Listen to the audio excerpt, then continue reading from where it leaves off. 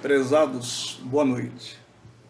Queria trazer aqui um tema de uma lição que foi estudada aí há um tempo atrás, há uma semana atrás, mas um tema muito importante, falando sobre a eleição e a predestinação, né? A gente ouviu vários comentários, então por isso me chamou a atenção de fazer aqui um breve resumo e de uma forma até um pouquinho mais didática, menos teológica, né? Porque nessa lição a gente vê três palavras que geram polêmica geralmente, que é a eleição, a predestinação e a adoção, né? Então é justamente em cima dessas três palavras que nós queremos trazer esse breve resumo, né? Essa lição ela tem o texto fundamento em Efésios capítulo 4, versículos 1 a 12. Eu vou ler aqui brevemente. Efésios 4, de 1 a 12. Rogo-vos, pois, eu, prisioneiro no Senhor, que andeis de modo digno da vocação que foste chamado, com toda a humildade e mansidão, com longanimidade, suportando-vos uns aos outros em amor, esforçando-vos diligentemente por preservar a unidade do Espírito no vínculo da paz. Há somente um corpo, um Espírito, como também foste chamado numa só esperança para a vossa vocação. Há um só Senhor, uma só fé, um só batismo, um só Deus e Pai de todos, o qual é sobre todos e age por meio de todos e está em todos. E a graça foi concedida a cada um de nós segundo a proporção do dom de Cristo. Por isso diz, quando ele subiu às alturas, levou cativo o cativeiro e concedeu dons aos homens. Ora, o que quer dizer subiu, se não também havia descido até as regiões inferiores da terra? Aquele que desceu é também o mesmo que subiu acima de todos os céus, para encher todas as coisas.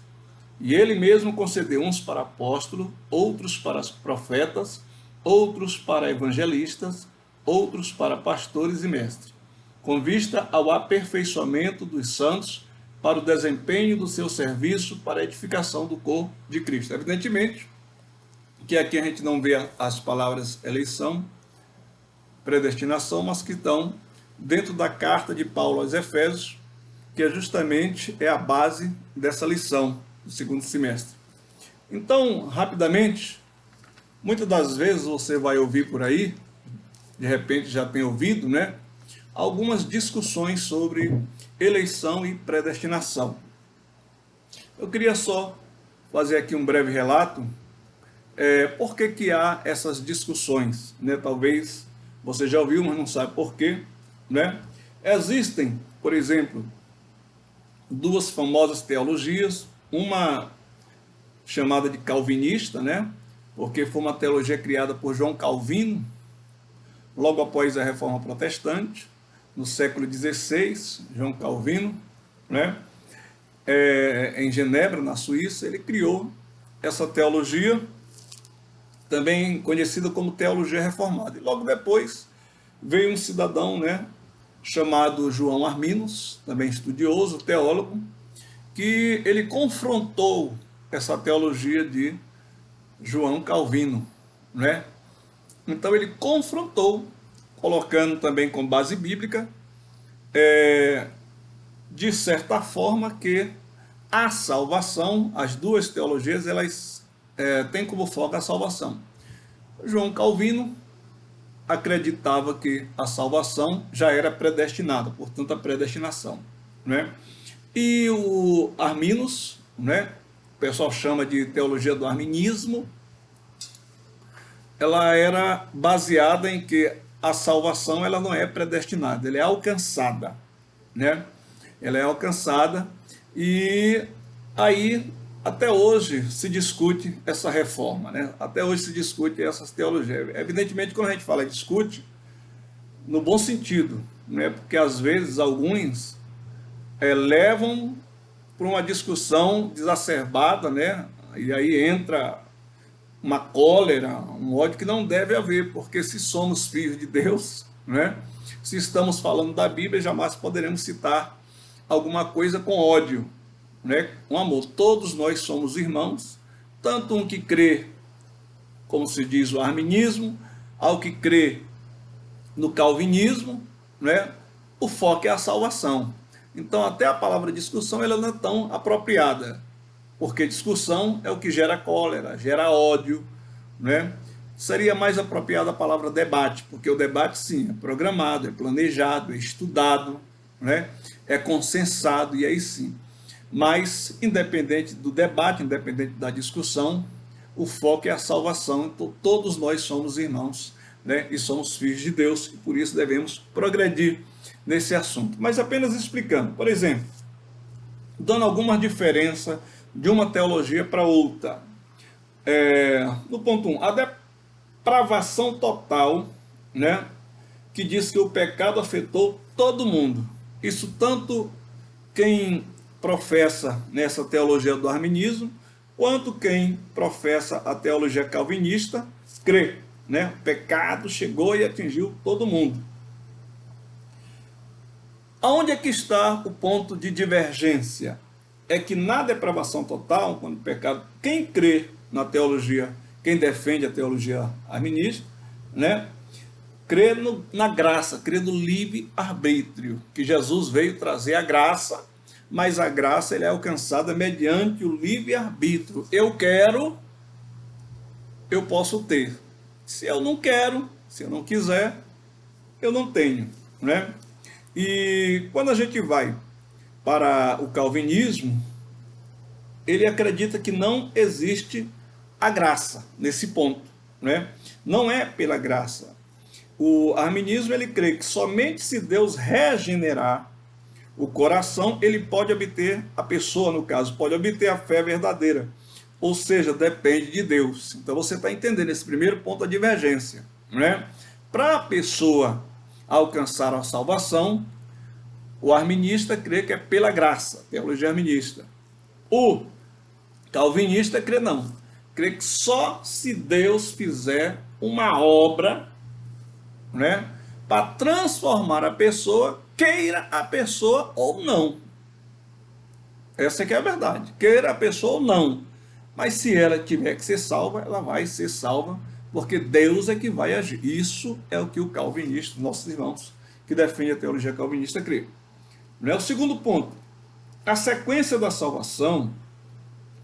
No arminista, ele crê que vem primeiro o arrependimento, logo após a fé, que gera a regeneração, né?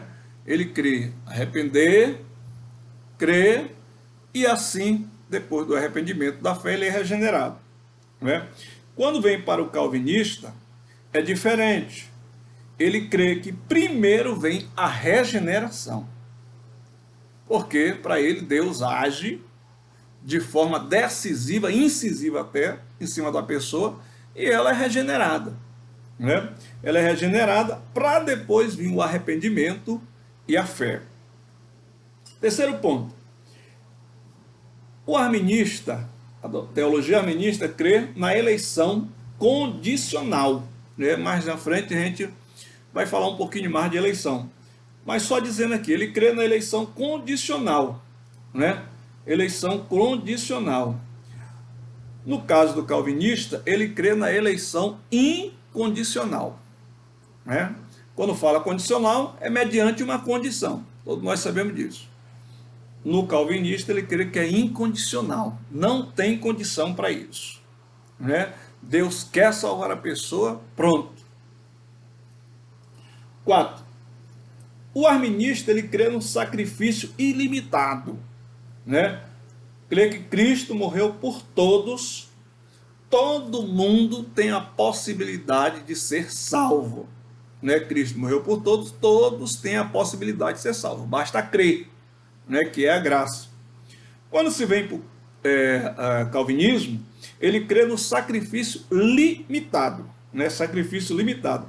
Ele morreu somente pelos eleitos e pelos predestinados, ou seja, tem um povo por aí que não pode ser salvo porque ele não está no meio dos eleitos e nem dos predestinados, claro, né? Essa é a doutrina calvinista, estamos apenas explicando aqui. Quinto, quanto ao Espírito Santo, né? O Espírito Santo no processo da salvação, vamos entender. ele chama todos, aceita quem crê, né? O Espírito Santo, ele corre, ele anda em qualquer situação, em qualquer lugar, e aí ele chama todos. Quem crê, aceita, né? O que crê será salvo. Possibilidade, né? De todo o que crê será salvo pelo Espírito Santo. Quando a gente vem para a teoria calvinista, ela crê que quanto ao Espírito Santo para a salvação, ele chama todos, mas só convence aqueles que realmente já estão predestinados. Então você entendeu, né? Arminista, o Espírito Santo chama todos, e aquele que crê, aceita, recebe a salvação. Os calvinistas dizem que o Espírito Santo ele chama todos, mas ele só tem a capacidade de convencer aqueles que já estão predestinados, né? Já estão predestinados. Quanto à perda da salvação, quem crê na teoria arminista, crê que a perda da salvação, ela é condicional, né? Tem que permanecer até o fim. Se não permanecer até o fim, pode perder a salvação. A teologia calvinista já pensa diferente. Ela diz o seguinte: uma vez salvo, salvo para sempre, certo? No momento que a pessoa está salva, pode acontecer o que acontecer na vida dela, ela pode ser quem for, ela pode desistir, mas depois, lá no finalzinho, Deus vai dar um jeito dela ser salva, porque uma vez salvo, salvo para sempre. Então, queridos, isso apenas para explicar esses pensamentos, porque de repente você já ouviu falar nisso, a arminista, a calvinista, mas aí não tem ainda essa compreensão. Então a gente colocou isso, não está na lição, a gente colocou apenas para explicar, porque aqui é apenas um resumo da lição. Depois você pode ler a lição com calma, está lá todos os tópicos, né? O primeiro tópico da lição é eleitos para uma vida santa e irrepreensível, né? Aí tem, nesse tema tem a eleição divina, tem as condições da eleição e tem a vida santa e irrepreensível.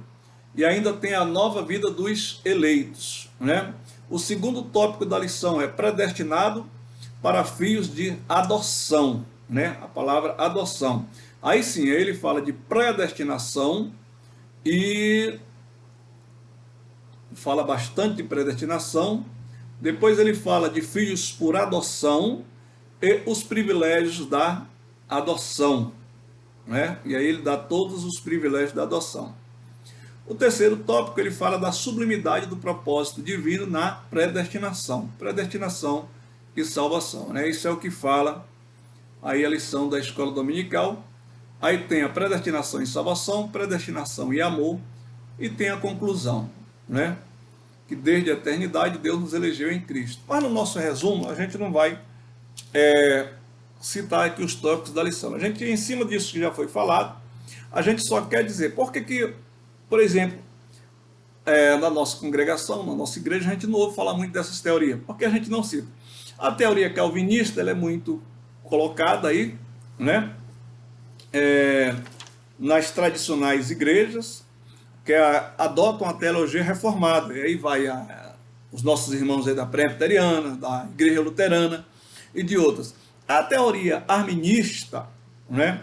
Ela é muito focada na igreja wesleyana, né? Na igreja wesleyana. Então, são as que mais propagam.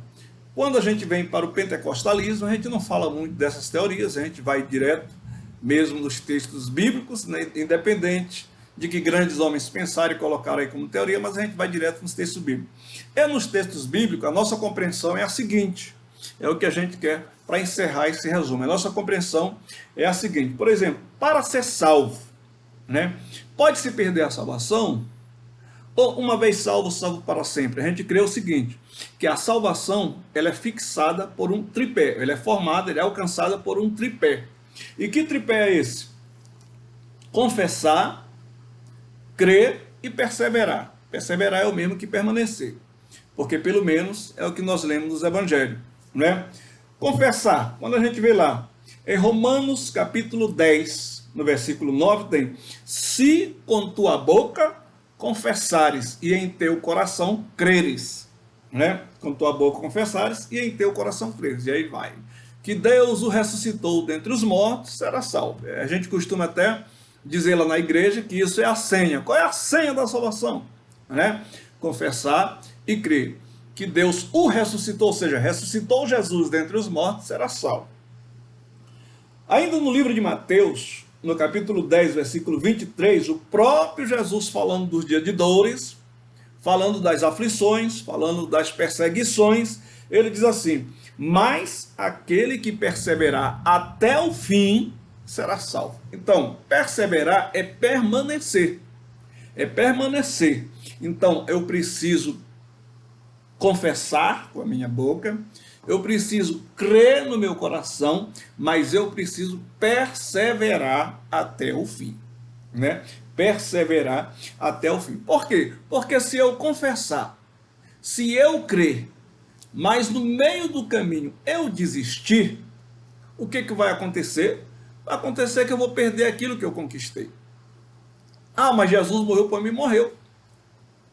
Mas quando a gente olha para os textos bíblicos, e aí vem desde o Antigo Testamento, a gente vê que Deus, ele pode todas as coisas, né? Ele pode todas as coisas, mas ele deixa sempre debaixo da nossa condição para a gente alcançar alguma coisa dele. Lembra de 2 Crônicas 7,14, quando ele diz lá: se o meu povo, que se chama pelo meu nome, se humilhar, orar, se arrepender dos seus maus caminhos e buscar a minha face, então eu ouvirei do céu, perdoarei os seus pecados e sararei a sua terra. Deus tem poder para isso. Ele podia logo dizer: ó, eu vou ouvir, vou perdoar, né? E vou sarar a terra. Não, ele disse se. Ele impôs ali uma condição. Por quê? Porque a salvação é condicional àquilo que nós queremos. Se eu quero ser salvo, então eu confesso, então eu creio e eu persevero. Ah, e o Espírito Santo, como é que entra nesse instante? Sim, o Espírito Santo é quem me convence do pecado, da justiça e do juízo. O Espírito Santo, nós só nos achamos, nós só nos olhamos, nós só entendemos que somos pecadores porque tem um Espírito Santo para nos convencer disso. Tem gente que até hoje está aí, ainda não se convenceu que é um pecador. Tem gente que erra e depois é convencido. Tem gente que mata, rouba e depois é convencido e passa a ser um servo de Deus. Por quê? Porque o Espírito Santo o convenceu. Ele convence todo mundo. Agora, não é todo mundo que, mesmo convencido, decide também crer, decide aceitar, decide obedecer. Porque o tripé é confessar, crer e perseverar. Perseverar significa permanecer. Permanecer significa obedecer, né? Seguir este processo que Deus quer de cada um de nós, né? Então, nessas três polêmicas que nós falamos aí, que é citado na lição, nós temos aí, por exemplo, a eleição. Eu não vou pegar o termo teológico, eu quero explicar no nosso dia a dia. Eu quero trabalhar com o nosso dia a dia, porque todos nós sabemos o que é eleição, né? Com certeza, se você já tem mais de 18 anos, você tem aí o seu título de eleitor. É exatamente isso que é eleição, né? O que é eleição? Primeiro, para que haja eleição, tem que haver uma candidatura, não é assim? Os vereadores, prefeitos, deputados, senadores, presidente, governadores, né? Tem que haver uma candidatura para que haja eleição. Segundo, tem que haver uma aceitação. Só é eleito aquele que é aceito, né? E terceiro, quem se candidata e é aceito, ou seja, é eleito, ele passa a usufruir de privilégios. Qual é o político que não tem privilégio? Por exemplo, aqui no Brasil, né? Então, primeiro, ele se lança candidato. Segundo, ele precisa ter aceitação ou não, né? Se não tiver aceitação, ele não é eleito. E terceiro, ele passa a usufruir dos privilégios daquela eleição, né? E aí onde é que entra a predestinação? Predestinar significa antecipar o destino, né? Prefixo pré, né? Antes. Então, predestinar significa antecipar o destino de alguém ou de alguma coisa, né? Aqui no caso a gente está tratando como alguém, predestinar. Quando o apóstolo disse nós estamos predestinados, não significa dizer que não tem jeito de perdermos, pelo menos cremos assim, não tem jeito de perdermos a salvação. Não, não é isso. A predestinação que o apóstolo fala na carta aos Efésios é justamente esse terceiro ponto que eu falei da eleição. É o usufruto dos privilégios que já estão destinados. Olha só, quando a pessoa é eleita, por exemplo, presidente da República, ele já sabe os privilégios que estão lá esperando ele. E aí vai para o governador, para o prefeito, para o deputado, ele já sabe os privilégios que estão lá. O salário é menos um, é um a mais só, né? Mas o cara tem casa, tem um palácio, na maioria das vezes, governadores e presidentes, né? Tem toda uma base por detrás, todo um sistema de segurança, né? Todo um sistema de pessoas que estão lá no apoio da alimentação, da parte do lazer, e isso, aquilo, outro. Isso é um privilégio. O cara viaja por conta da nação ou por conta do Estado, né? Se hospeda nos melhores hotéis por conta da nação ou por conta do Estado, coisa que um funcionário público normal não tem, né? Por quê? Porque aquilo eram privilégios que já estavam predestinados para quem fosse o eleito daquele cargo. Então, a predestinação é isso que a Bíblia fala. Qual é a nossa predestinação? Qual é a predestinação da igreja? Né? A igreja está predestinada para estar com Jesus, como está lá. Né? Vou preparar-vos lugar. E quando eu vos preparar lugar, virei outra vez e vos levarei para mim mesmo, para que aonde eu estiver, estejais vós também. Está lá em João. Né? Esse é um dos privilégios, é um do usufruto. A igreja vai usufruir disso. Então, isso é predestinação. Outra parte, ó, o apóstolo Paulo fala, por exemplo, em Tessalonicenses, né? Quando ele fala que para que não sejais ignorantes com respeito aos que dormem. Está lá. Aos que dormem, que ele fala em Cristo. Né, os que morreram em Cristo. Os que morreram em Cristo ressuscitarão primeiro. E nós, os que estivermos vivos, subiremos, encontraremos com o Senhor, com eles nos ares, subiremos e estaremos para sempre com o Senhor. Isso já está predito. Isso já é uma predestinação da igreja. Outra predestinação é que subiremos, estaremos, não entraremos pela grande tribulação, não passaremos pela grande tribulação. A grande tribulação que virá, que está listada na última semana profética de Daniel, ela só acontecerá depois que a igreja subir. Então nós estamos predestinados a não passar pela grande tribulação. Né? E aí são várias outras, mas a predestinação que fala aqui é justamente essa. Não existe predestinação sem eleição. Primeiro precisa ser eleito para depois usufruir daquilo que está predestinado. Pois é, vindo para o texto, a palavra adoção, né, é uma outra que está aqui, adoção. E aí quando fala de adoção, a gente vai entender um pouquinho mais de eleição em cima da adoção. Porque quando fala de adoção, a gente sabe o que é adoção, né? A gente vê aqui no Brasil várias pessoas que estão aí, por exemplo, na fila para adotar uma criança. Pessoas, principalmente casais que não têm filho, que estão aí lutando por adotar uma criança. E aí tem alguns lugares que as crianças estão lá, essas pessoas vão, procuram conhecer. Aí estão lá os psicólogos, faz aquela interação e tal, para ver se tem afinidade de levar a criança para casa, para não sofrer depois um desgaste emocional. E aí quando dá certo, a família adota, cria, e aquela pessoa passa a ser filho, passa a ter o mesmo direito de filho, passa a ter direito à herança, e aí fica como se fosse afinidade sanguínea, né? mas não é. Então isso é adoção, né? Quando a gente vem para a Bíblia, a gente vê que que a Bíblia fala de variedades de filho. Variedade de filho. Por exemplo, na variedade de filho, nós temos pelo menos quatro variedades, pode ter mais, né? Mas nós vamos falar de pelo menos quatro. Nós temos filhos por criação, filhos por formação, filhos por eleição, e aí sim, e filhos por adoção. Então, criação, formação, eleição e adoção. Quem são os filhos de Deus por criação? Os anjos, né? Está lá no Salmo 148, nos versículos, no capítulo 2, e aí do versículo, não, Salmo 148, nos versículos 2 e 5, né?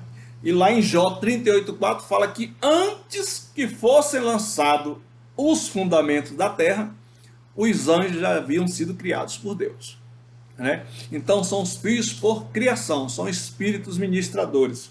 Os filhos por formação.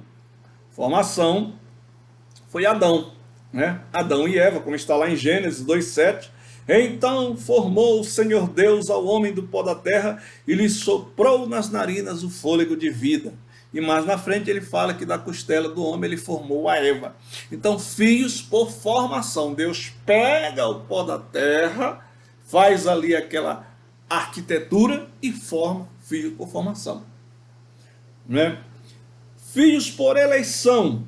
Quando se trata de eleição, aí sim, aí tem a escolha direta, porque tem a escolha direta de eleição, a gente encontra no Antigo Testamento em vários textos, dentre eles a gente pode citar o texto de Deuteronômio, capítulo 7, versículo 6. Deuteronômio 7,6, eu vou ler aqui na Bíblia, fala o seguinte: porque tu és o povo santo ao Senhor teu Deus, o Senhor teu Deus te escolheu para que fosses o seu povo próprio, de todos os povos que há sobre a terra. Você vê que existe aí uma diferença. Você vê que existe aí uma escolha. Você vê que existe aí uma eleição direta de Deus para o povo de Israel, né? O Senhor teu Deus te escolheu para que fosse seu povo próprio de todos os povos que há sobre a terra. E aí ele continua, né? Não teve o Senhor afeição, nem vos escolheu porque fosses mais numerosos do que qualquer povo, pois eres o menor de todos os povos. Ele continua, Deuteronômio capítulo 7, a partir do versículo 6. Então essa foi a eleição direta de Deus. Filhos por eleição, nós entendemos que é a nação de Israel. Mais uma vez voltando à teologia calvinista e arminista, a teologia arminista crê que Israel se diferencia da igreja, dos gentios. A teologia calvinista crê que não há diferença entre Israel e os gentios. Não há diferença. A promessa era para todos. Sim, a promessa, quando ela vem em Cristo, nós entendemos assim, que a promessa, quando ela vem em Cristo, é para todos.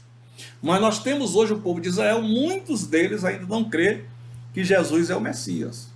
E nós temos um ponto específico para que Israel, sim, aí não só alguns, porque lá tem igreja cristã, tem alguns de lá que já creem, que professam Cristo como Senhor e Salvador, sim, tem sim hoje, né? Mas isso é uma minoria.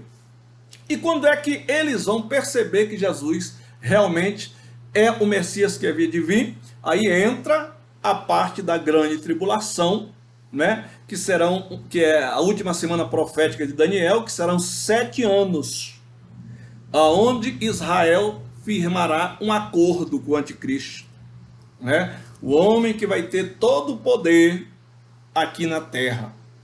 Este acordo é por 7 anos, mas no meio da semana, ou seja, com 3 anos e meio, esse acordo será quebrado e Israel vai ficar desnorteada a nação, vai se espalhar, vão ser perseguidos. Aí eles vão crer que realmente Jesus é o Messias que havia de vir. Olha só. Então existe uma diferenciação no povo de Israel para os demais. Mas graças a Deus que aí entra a última variedade de filho, que nós falamos que é a de adoção. Quando nós falamos de filho de adoção, aí sim entra a igreja. Entra eu, entra você, que não somos de Israel, que não somos judeus, né? Que Deus já pensou não depois do pecado do Éden, mas Deus, segundo Paulo fala aqui na carta aos Efésios, já havia pensado antes da fundação do mundo. Antes da fundação do mundo. Aí sim, essa eleição ela é mais voltada para a adoção, como está escrito lá em Romanos, capítulo 8, né? O próprio apóstolo Paulo fala em Romanos. Vamos ler aqui rapidamente. Capítulo 8, no versículo 15. Romanos 8, 15. Quando ele fala o seguinte: por que não recebeste espírito de escravidão, para viverdes outra vez atemorizados, mas recebeste o espírito de adoção, baseado no qual chamamos Abba Pai.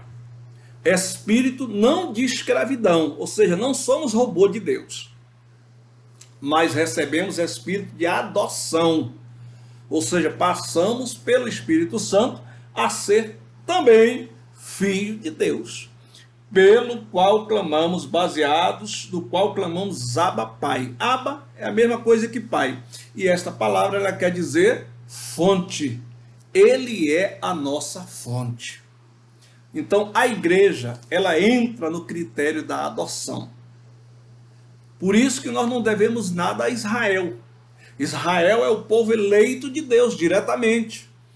Mas no momento que nós confessamos, no momento que nós cremos e no momento que nós perseveramos, nós ganhamos essa adoção pela graça manifestada no sacrifício vicário de Jesus. Agora cabe a nós permanecer, não desistir, não parar, porque sem santificação ninguém verá o Senhor. Santificar significa separar.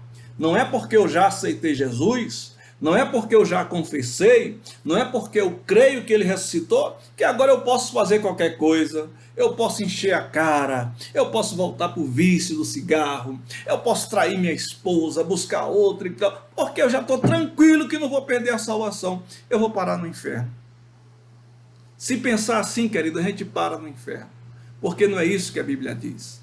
Pelo contrário, segui a paz com todo e a santificação, sem a qual ninguém verá o Senhor. Se eu já confessei, se eu já criei, agora eu vou perseverar. Perseverar o quê? Ser santo, andar separado do pecado, andar separado do mundo, andar separado daquilo que não agrada a Deus, para que no momento que ele vier, ou no momento que eu for chamado, eu possa estar preparado para receber, como diz o apóstolo Paulo: combati o bom combate, acabei a carreira e guardei a fé. Querido, receba esta palavra em nome de Jesus. Amém.